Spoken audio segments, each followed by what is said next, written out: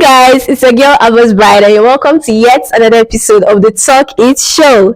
And in today's episode, we're going to be discussing a very, very interesting topic, a topic that I'm very sure many people would want to partake in.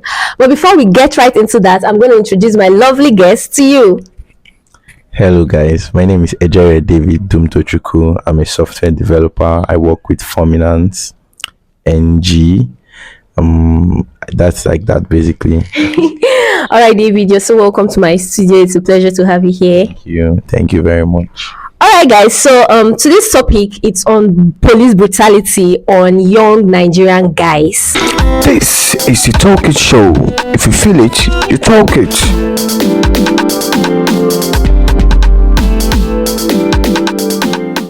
So, David, you're the person that came up with this topic. Yeah. So, what actually prompted you to choose a topic like this? Oh, well, basically, this was not the topic I wanted to talk about initially, but then I had a recent experience and it was like a reoccurrence of something that had already happened to me sometime 2020. And I've also had friends that have complained about this. So I'm like, why not just talk about it since everybody has been trying to avoid it? These are like officers of the law, Yeah. But like I just decided to talk about it. Okay, so when we look at this topic, police brutality, right? There's something that comes to people's mind, especially when you're looking at it from the male side, and that has to do with dressing. Yes. So I want to ask you, what do you think when it relates to dressing? Like guys that will put on dreadlocks, baggy trouser, rugged, wear bandana, all those sort of stuff. So what do you think? Do you feel like, okay, the police are actually right to actually stop these sort of guys? Or do you think it's just should I say something that the society has made us to believe that guys that look this way actually act a particular way? So what are your thoughts about that? The way I would look at it, I would say there is something called the psychology of a community. So that is what these police people use. So they work with what they've seen over time, how they've seen criminals act, the way they dress. It's called profiling. But then new age security, new age police people know that some people can just decide to have that kind of dress sense. It's fashion is open to anybody. I'm not trying to play safe because I'm on a talk show, but I'm saying personally I don't do some certain things because I know I can get profiled easily. But then I still just feel like the police force should be open-minded enough to know when somebody's just being fashionable and when somebody's actually being a criminal. Yeah, and when we're looking at this stuff, me personally, I don't know, I've not had a personal experience, so probably someone that have had a personal experience will tell you a different thing. But personally, I don't believe that any person that is sane will just walk up to you and start harassing you. I feel like there's normally a struggle that is done between the two. And you have this situation of a Nigerian citizen, a male guy, looking at this guy or man who is also a male, and they're trying to rub shoulder like, who are you to tell me to do this? So do you think that it's looking at it from the guy? Yeah. Do you think the guys have a fault? Like the people that are being stopped also have a fault in this whole stuff? Okay, it's going to be very biased if I'm judging, because I'm judging from the harassee's point of view. Yes. You get, I'm not judging from a policeman's point of view, but then judging from my experience, what played out was they wanted to search me. They said I was a suspect, which I know I obviously wasn't, but then I think that is a kind of way they used to intimidate young guys. They'll tell you you're a suspect, that they've been trailing you and everything. So they told me they wanted to search me because I was actually on my way to Enugu. I had luggage and everything, so they told me to come down, that they wanted to search me. I had not left Nsukka yet, and I told them, before you search me, I want to call my dad. And they didn't want to let me call my dad, probably because they felt like maybe I was going to call somebody that would intervene and they would not have their way with me. So if that is the case, then your your hassle is very allowed, because at that point their car did not have a stamp of police on it.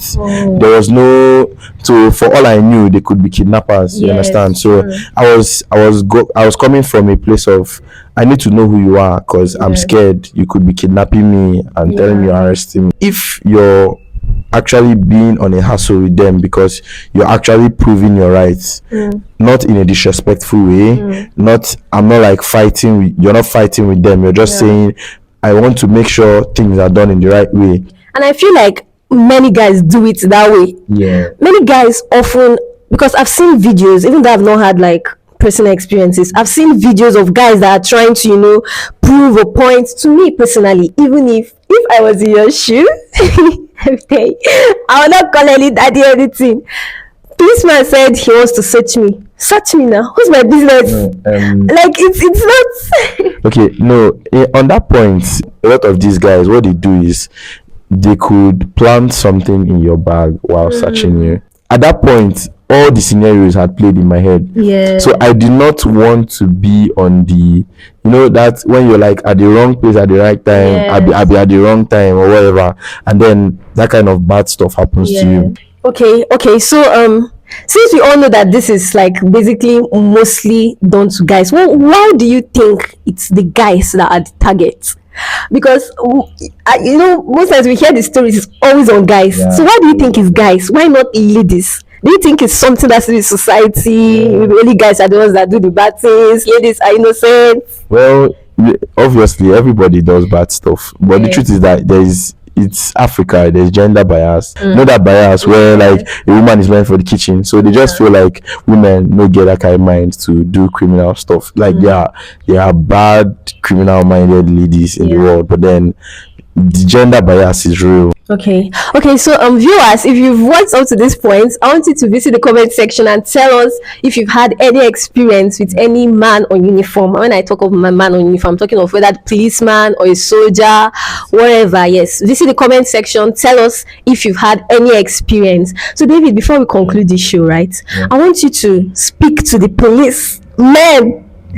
And you know, why are you laughing? Okay, well, what exactly am I supposed to talk to them about? Is it how to fix the way they approach these situations? Yes, tell them how to approach such situations, because yes, we know that there are people that are criminals, as you said, but most times, 90% of the time or even more, are actually innocent men that just harass anyhow. So talk to these people, make them see reason why they shouldn't be doing it a particular way. And then also talk to young men and young women that are also watching this video. Okay, so first of all, well, I just feel like the percentage rating was quite biased. What I would say is that I feel like there should be a new way to vet a criminal. As a policeman or as somebody that is in the law enforcement agency, they should be able to take time to investigate. It saves you the embarrassment, you the policeman, it saves you the embarrassment, and it saves the citizen the embarrassment, because I know a lot of people that cannot get jobs now because of they were harassed by a police officer and it went online, it went viral.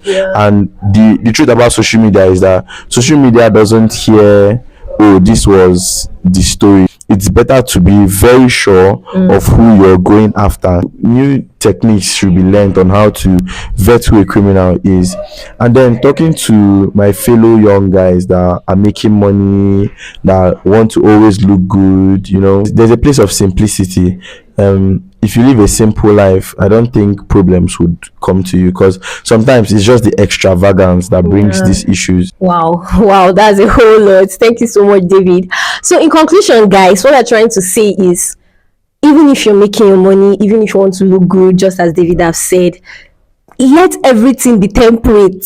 Like, you just have to calm down. Yes, we know you want to show off and everything, and even if you encounter any of these men on uniform, please, I beg in the name of God, don't try to prove, okay, now me, I've arrived, all those sort of stuff.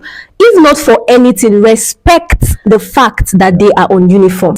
So viewers, Just let me know your experiences in the comment section. And to those people that are watching this video, if you have anyone on uniform in your house or you have a friend, please make sure you share this video to them.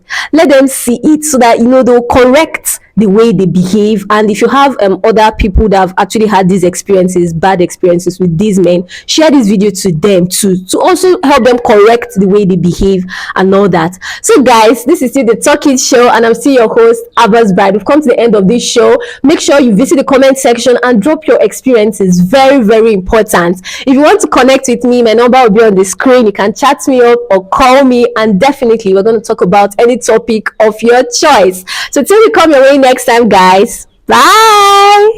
This is the Talk It Show. If you feel it, you talk it.